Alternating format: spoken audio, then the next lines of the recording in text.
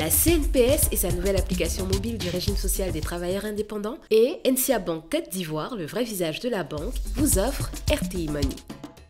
Bonsoir à tous et bienvenue dans RTI Money, votre rendez-vous business, le magazine qui fait la promotion de l'inclusion financière et vous plonge également dans l'univers des banques, des assurances, de la finance et de votre couverture sociale. Focus ce soir sur la santé financière, l'autonomisation et l'argent des femmes. Et pour en savoir davantage, nous recevons l'une de celles qui travaille, entre autres, à embellir les finances des femmes. Elle est banquière, mais elle est surtout la directrice de la Banque des particuliers, de la Banque panafricaine Ecobank. Korede Odubela, bonsoir.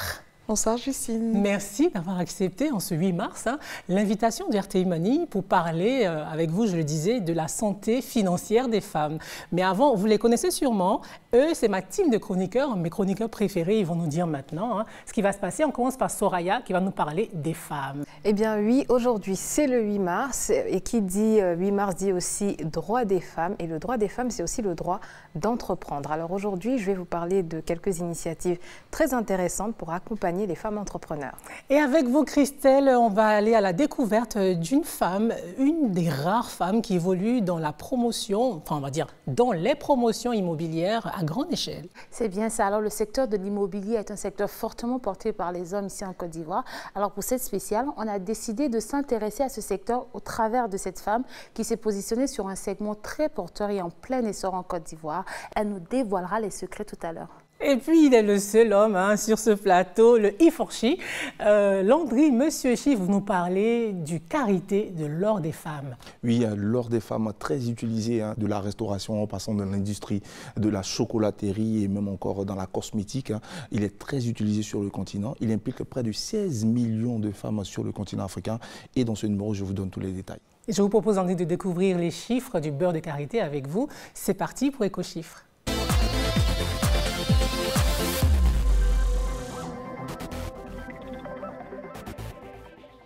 Alors, Landry, avec vous, on parle de l'or des femmes. Oui, le beurre de karité, encore appelé or des femmes, qui est principalement produit dans la ceinture du karité du continent africain. La ceinture du karité, c'est quoi?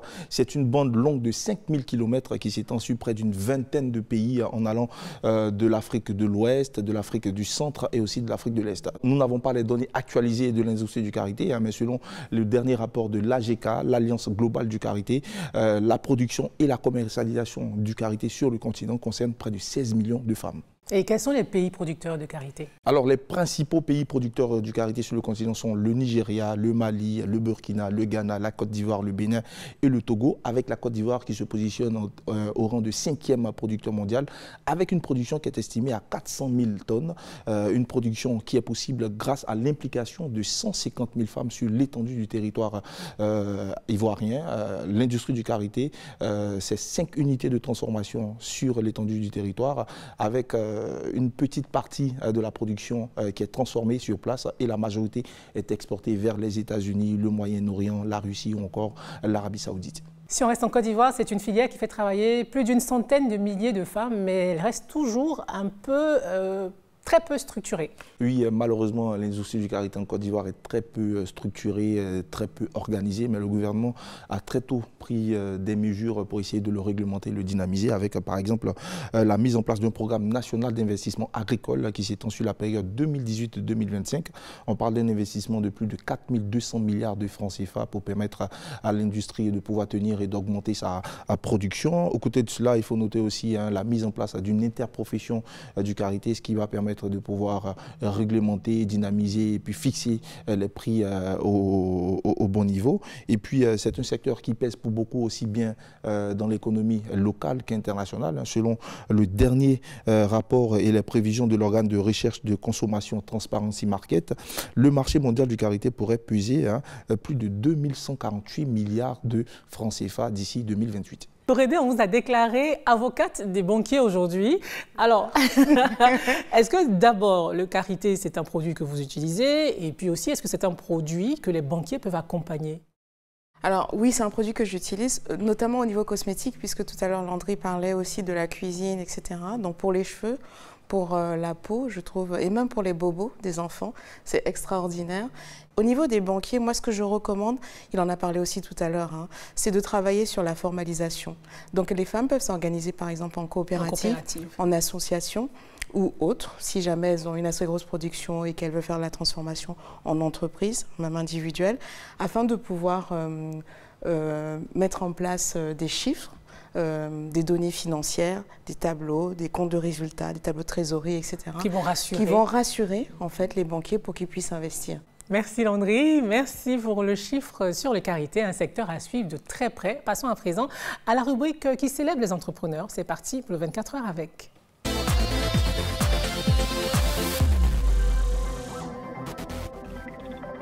Christelle, avec vous, on découvre une femme de grand chantier. C'est bien ça. Alors ce soir, Mariama Mahama sera notre guide dans le business de l'immobilier en Côte d'Ivoire. Vous l'avez dit, c'est l'une des rares femmes dans ce secteur et elle a la tête d'une agence de conseil qui s'est positionnée sur les gros chantiers et les promotions immobilières. Alors c'est un segment de marché qui absorbe des gros sous mais qui en génère encore plus. Alors quels sont ces nouveaux chantiers? Combien ça coûte? Quelle est la cible? Et surtout, comment arrive-t-elle à se maintenir dans un secteur assez masculin? On regarde. 7 hectares et demi en bordure d'eau, en plein quartier d'Abata, dans la commune de Bingerville.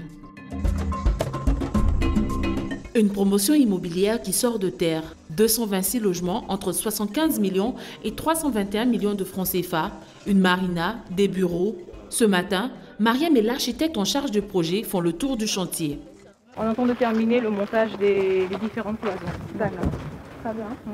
Dans l'immobilier depuis 15 ans, Mariam dirige une agence conseil spécialisée dans les gros chantiers, les promotions immobilières. Son expertise peut être sollicitée en amont du projet ou pendant son exécution. Devant une demande grandissante, l'offre se diversifie et la clientèle est de plus en plus pointilleuse. Là, mais on a toujours la vue sur l'esplanade. Qui sera verte. Exactement. Et puis là, de tous les séjours, on apprécie encore plus la vue sur la mer. Déjà, pour chaque projet, on élabore une stratégie qui est différente, qui dépend évidemment du type de projet, du lieu où il se trouve. Là, on est à Abata, ce ne sera pas la même chose que si le projet se trouvait au plateau. Voir quelle est la cible et quel est l'attrait principal du projet. Il y a les clients qui vont investir 50 millions ou moins, qui sont les plus nombreux. Souvent, ils vont partir plutôt sur des terrains ou sur des promotions immobilières économiques. Il y a des catégories de clients qui vont plutôt mettre autour de 100-150 millions. Avant, se tourner plus vers des programmes de villas et aujourd'hui, se tournent plus vers des appartements. Parce qu'à la fin, c'est plus rentable. Et vu la grimpée des prix fonciers ici, finalement, les appartements deviennent une meilleure affaire.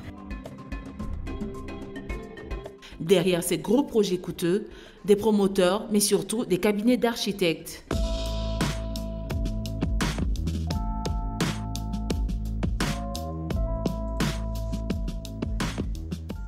Après sa visite, Mariam vient prendre plus d'informations afin de rassurer les potentiels acheteurs. Issa Diabaté, cofondateur de l'un des cabinets d'architectes les plus prestigieux de la place et porteur du projet d'Abata. 24 milliards de francs CFA, c'est le budget prévu pour l'exécution du chantier et financé en partie par une banque d'investissement de la place. Il y a une question qui est assez récurrente parmi les clients et auquel j'ai un petit peu de mal à répondre, c'est sur qu'est-ce qui va se passer une fois qu'on a livré les appartements au niveau de la gestion de la copropriété. En fait, on a prévu de mettre en place une société de gestion qui va permettre la gestion de tous les espaces publics, donc communs à la copropriété générale, mais également les espaces de copropriété dédiés par ILO. Développer des projets correspondant aux nouvelles tendances du marché, mais surtout répondre aux problématiques liées aux grandes villes telles que la mobilité, l'accessibilité, telle est la vision partagée par l'architecte et Mariam. Alors il y a deux choses, il y a ce que la population attend et il y a aussi ce que l'environnement urbain dicte en réalité. Et aujourd'hui, quand on regarde comment fonctionne la ville, on n'a plus le choix que d'aller à la fois vers des environnements plus denses. On remarque aujourd'hui qu'on a de plus en plus de bâtiments avec du logement en haut et du commerce ou du bureau en annexe. Ça, c'est des tendances que l'on va voir émerger, que l'on voit déjà émerger. Alors le plus important, effectivement, quand on collabore avec une agence, c'est de partager la vision. La particularité et le fait d'être architecte fait qu'on va être très tatillon sur ces principes-là. Pour nous, il est important aussi que notre action démontre que l'on peut vivre différemment, même localement. Zone 4, à quelques mètres de l'aéroport d'Abidjan, un chantier de 15 000 m² est en cours d'exécution. Un hôtel, une tour résidentielle, une galerie marchande, des bureaux, le tout sur le parvis de l'explanade du métro abidjanais. Un projet ambitieux sur lequel Mariam travaille depuis plus de 2 ans. On voit que le chantier a bien démarré, mais est-ce que la deuxième phase va démarrer rapidement? Est-ce qu'il y a un décalage entre la première et la deuxième et est-ce qu'ils seront livrés en même temps? Sur les promotions immobilières, la conseillère peut toucher entre 3 et 5% de commission. 50 appartements dont les prix partent d'un peu plus de 100 millions jusqu'à 400 millions de francs CFA vendus en totalité avant même le démarrage des travaux. Un segment de marché important et en pleine maturité. C'est un marché qui est en plein boom, en plein développement et donc qui n'est pas encore un marché mature où on peut dire ah si on fait ça, on va vendre, il y a telle demande, il y a tant de clients potentiels. Nous, on n'a pas ce genre de statistiques. Mon rôle, c'est justement de pouvoir expliquer dans quel contexte et qu'est-ce qu'il faut pour pouvoir mettre sur le marché et pouvoir attirer et convaincre une clientèle d'acheter quelque chose qui n'existe pas. Donc ça passe par pas mal d'ingrédients. Un projet qui a déjà un site, qui a déjà des plans qui sont quand même aboutis, dans lesquels on peut se projeter, qui a un permis de construire, toutes les garanties de financement, puis évidemment un discours, un projet qui correspond au marché. Comme ce projet, Abidjan se développe au rythme de chantiers de plus en plus innovants avec des acteurs de l'immobilier de plus en plus ambitieux, donnant à la ville un tout nouveau visage. Est-ce qu'on peut avoir des noms des reines de l'immobilier en Afrique? La toute première nous vient du Ghana. Elle s'appelle Teresa Opong Beko. Elle est patronne d'un groupe depuis 1994 qui est une firme qui comprend une société d'immobilier, un hôtel 3 étoiles, une société de construction et 2 autres sociétés dans d'autres secteurs d'activité. Sa firme d'immobilier a son actif plus de 2000 maisons construites et elle fait partie du top 5 des femmes d'affaires les plus riches du Ghana. Son empire pèserait plus de 420 millions de dollars, soit environ 258 milliards de francs CFA. La deuxième nous vient du Nigeria, elle s'appelle Ifeoma Okengu. Elle a la tête d'une agence d'immobilier qui se positionne aussi bien au Nigeria qu'aux États-Unis. Elle est considérée en ce moment comme la reine de l'immobilier de luxe au Nigeria. Elle est sur des promotions immobilières de 600 mètres carrés, vendues à 20 millions de naira le terrain, soit environ 26 millions de francs CFA. Et selon les derniers chiffres, sa fortune personnelle s'élèverait à 56 millions de dollars, soit 35 milliards de francs CFA. La toute dernière, Aïta Magassa, nous vient de la Mauritanie. Elle vit en France et elle a créé une agence immobilière qui est destinée aux Africains de la diaspora. Elle se positionne un peu comme un intermédiaire de garantie entre les acheteurs qui sont dans la diaspora et les propriétaires qui sont sur le continent. Donc, elle vous permet d'acheter un terrain où elle fait le suivi aussi pour la construction de votre maison et elle vous aide aussi à trouver du financement à travers des tontines immobilières. Alors, ce sont des tontines de 5 000 €, environ un peu plus de 3 millions de francs CFA sur 20 mois. Et ça concerne 20 personnes. Corédé, je vous voyais très intéressé par la rubrique de Christelle. Dites-moi, est-ce qu'on est moins frileux en tant que banquier à accompagner quelqu'un qui vient investir dans la pierre? Et oui, l'immobilier, c'est le patrimoine. Donc, que ce soit d'un point de vue personnel ou entreprise, l'immobilier peut être un patrimoine, un actif sur lequel on peut compter pour faire de la croissance ou pour pouvoir générer plus de patrimoine. Donc oui, les banquiers investissent dans le patrimoine, aident les personnes, qu'elles soient des personnes physiques ou morales, à acquérir des biens immobiliers afin de pouvoir les accompagner. Et donc ça se fait bien sûr avec des garanties, etc. Donc c'est possible. Allez les femmes, hein, allez-y chercher l'argent pour investir dans la pierre. Merci Christelle. Voici pour vous maintenant les bons plans de Soraya.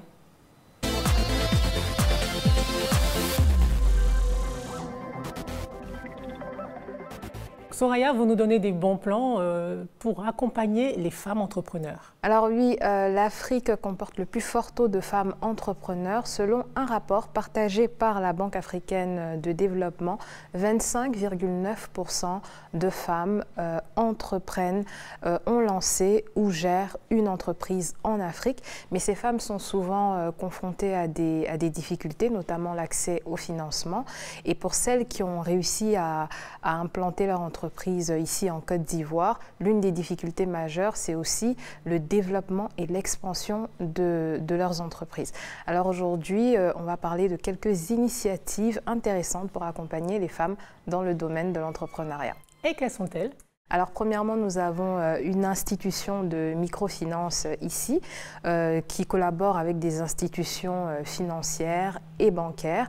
Et cette institution encadre, accompagne des femmes entrepreneurs avec des formations où les femmes ont accès à des informations utiles, mais aussi à des outils qui leur permettent de développer les performances de leurs entreprises.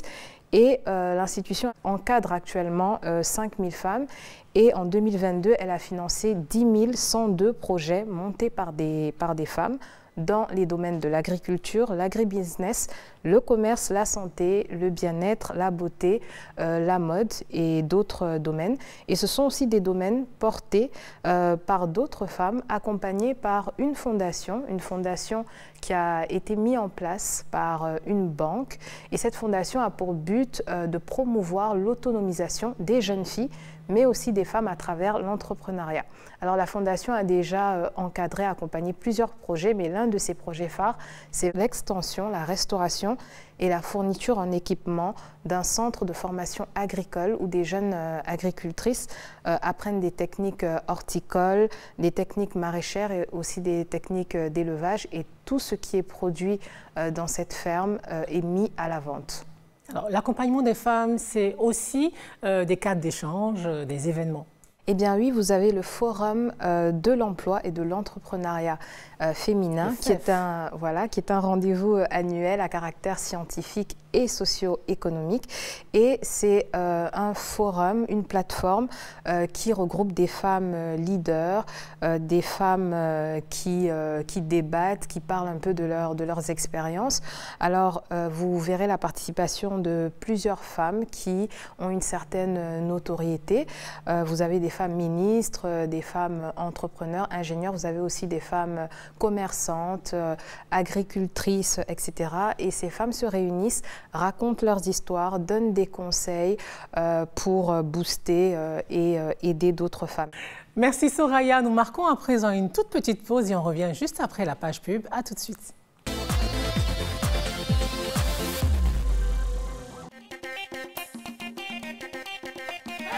Grâce au régime social des travailleurs indépendants de la CNPS, tous les sportifs peuvent aussi bénéficier d'une indemnité en cas d'accident ou de maladie.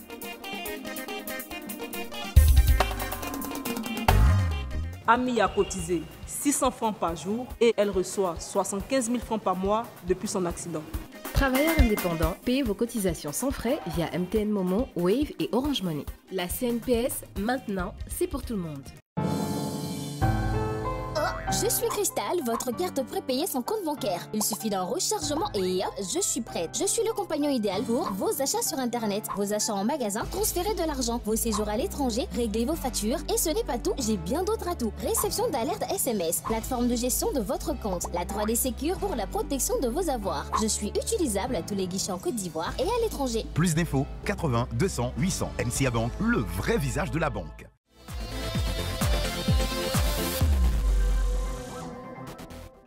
Vous êtes toujours devant RTI Money et nous avons maintenant rendez-vous avec notre invitée cash, Korede Ojobela, directrice de la Banque des particuliers de la Banque panafricaine Ecobank.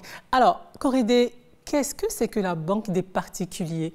La Banque des particuliers, c'est pour les personnes physiques. C'est pour Landry, c'est pour Soraya, c'est pour Christelle et c'est pour Justine. Aussi Justine. Alors, nous sommes aujourd'hui le 8 mars, la journée internationale des droits de la femme. On va parler de l'argent de la femme, mais avant d'aller plus loin, quel est votre regard sur l'inclusion financière des femmes? Les femmes représentent 50% des populations dans nos régions et au travers du monde. Et comme le dirait Mao Zedong, la femme porte la moitié du ciel. Et donc, elles doivent être incluses dans tout ce qui est financier, croissance, développement, éducation, etc. Donc, la première des choses pour l'inclusion financière, ça commence par l'éducation financière. L'éducation financière commence dès le jeune âge, au niveau des jeunes filles, des jeunes de façon générale, c'est-à-dire leur donner les informations nécessaires pour épargner, pour transacter, et puis aussi tout ce qui est assurance, pour assurer l'avenir de base. Donc voilà, ce sont des produits qui doivent être disponibles pour tout le monde, mais pour savoir que c'est disponible, il faut avoir l'éducation financière derrière. On dit souvent que la femme fait bouillir la marmite en Afrique. Oui. Mais concrètement, est-ce que c'est facile, selon vous, pour la femme, entrepreneur africaine, de bien gérer son argent? Je comprends cette question et c'est vrai que pour la femme et pour tout le monde, c'est très compliqué de gérer ses épargnes, ses économies, son quotidien et puis ce dans quoi on se projette en termes de projet, n'est-ce pas? Donc c'est pour ça que par exemple au niveau du salon de l'épargne, de l'investissement et du patrimoine, ce qu'on apprend à tous ces jeunes qui viennent ou à toutes ces personnes, que ce soit des entreprises ou des personnes, c'est que dès le début, dès le départ, même quand vous êtes étudiant, prenez la peine d'épargner. Prenez la peine de faire un plan. Donc on a une société, on a un plan prévisionnel. Et lorsqu'on est une personne, on a aussi un plan avec ses dépenses, ses besoins, ses ressources et comment est-ce qu'on peut mettre un peu de côté par rapport au projet qu'on va avoir. En fonction de l'âge qu'on a, on peut avoir des projets à plus ou moins long terme, en fonction de sa situation familiale aussi. Et on sait que les femmes sont naturellement des personnes qui planifient.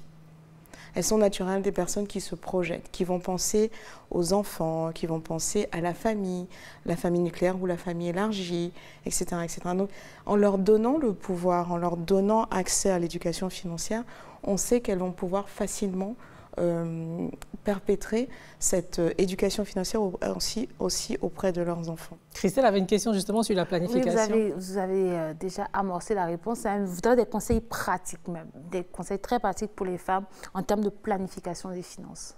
Donc la première des choses, c'est, alors quand on a de l'argent, qu'on a du cash dans les mains, c'est de pouvoir le mettre quelque part. Donc ça peut être bien sûr tout ce qui est services financiers numériques, ça peut être un compte bancaire, ça peut être un compte épargne, ça dépend des différents outils qu'on choisit, mais en tout cas c'est de le déposer quelque part. Et ensuite de s'organiser, de savoir par mois ce dont on a besoin pour les dépenses quotidiennes, les dépenses mensuelles ou hebdomadaires, et puis aussi on a des enfants, ils vont aller à l'école, de quoi est-ce qu'on a besoin, on a la retraite, comment est-ce qu'on s'organise pour la retraite, etc., etc. Donc il faut planifier, s'organiser, comment on s'organise pour tout en fait. Lorsqu'on veut faire des études, lorsqu'on veut commencer des études, on s'organise, on se dit alors j'aurais besoin de tant d'heures à étudier, à apprendre, j'aurais besoin de ça, j'aurais besoin aussi peut-être de travailler pour pouvoir... voilà, donc il faut vraiment budgétiser. Et c'est pour ça que l'éducation financière est importante parce que souvent on nous demande mais même si j'ai pas grand-chose, je peux pas, je dis si, même si c'est 100 francs par jour, 1000 francs, 2000 francs, c'est important. Landry, vous aviez une question? Vous avez mis en place un instrument qui permet d'accompagner les femmes. Comment ça fonctionne? Et ma deuxième question est de savoir qu'est-ce que vous regardez particulièrement pour accorder un prêt ou accompagner une femme? Une femme, d'accord. Donc là, je pense que vous parlez de Élevé. Donc le programme Élevé a été lancé fin 2020. Aujourd'hui, en Côte d'Ivoire, c'est plus de 2000 femmes qui sont dans le programme Élevé. Dans le programme Élevé, c'est aussi 3 milliards, près de 3 milliards de prêts qui ont été accordés. Dans le cadre du programme Élevé et avec des partenariats que nous avons fait, par exemple, avec le CEFIS, nous avons mis à disposition, par exemple, 1 milliard de prêts pour toutes les femmes qui ont suivi le programme de leadership de CEFIS et qui ont leur propre entreprise. C'est un programme, je le rappelle, pour les entreprises à destination de femmes. Donc c'est soit des entreprises qui sont managées, dirigées par des femmes, ou des entreprises qui sont managées, dirigées par des hommes, mais à destination de femmes, des produits qui aident les femmes au quotidien. Donc ce qu'on a fait, c'est qu'on a mis en place pas seulement le programme au travers d'offres de prêts, de cartes, d'outils pour transacter, etc. Mais on a aussi fait du renforcement de capacités à plusieurs niveaux. Le premier renforcement des capacités, donc c'est la fameuse éducation financière. Si vous voulez avoir un financement quel qu'il soit, il faut être constitué de façon formelle, un minimum. Ça, c'est la première des choses, donc formaliser. La deuxième des choses, c'est avoir un historique bancaire. Donc par rapport à Élevé, vous pouvez venir, si vous avez un historique de 2 ans, tout de suite, vous entrez dans le programme Élevé et puis vous pouvez avoir accès à différentes facilités. Et un autre point sur lequel nous, les femmes, nous ne sommes pas toujours les meilleures, c'est le réseautage. Donc avec Élevé, vous faites partie d'un programme panafricain de 36 pays. Et si vous allez demain au Congo, il y a un bureau Élevé auquel vous pouvez aller voir s'il y a des femmes qui peuvent être vos fournisseurs, qui peuvent être des clientes, etc., etc., puisque on fonctionne avec une seule plateforme. Donc ça ouvre les portes à ce niveau-là aussi. Merci Corédé d'avoir participé à cette émission. Merci d'avoir répondu aux questions de RTI Mani. Merci les amis. RTI Mani pour ce soir, c'est déjà terminé. Merci d'être resté avec nous. On se retrouve mercredi prochain pour un nouvel épisode de votre magazine sur l'inclusion financière et la gestion de vos finances. Bonsoir. La CNPS et sa nouvelle application mobile du régime social des travailleurs indépendants et NCA Bank Côte d'Ivoire, le vrai visage de la banque, vous ont offert RTI Mani.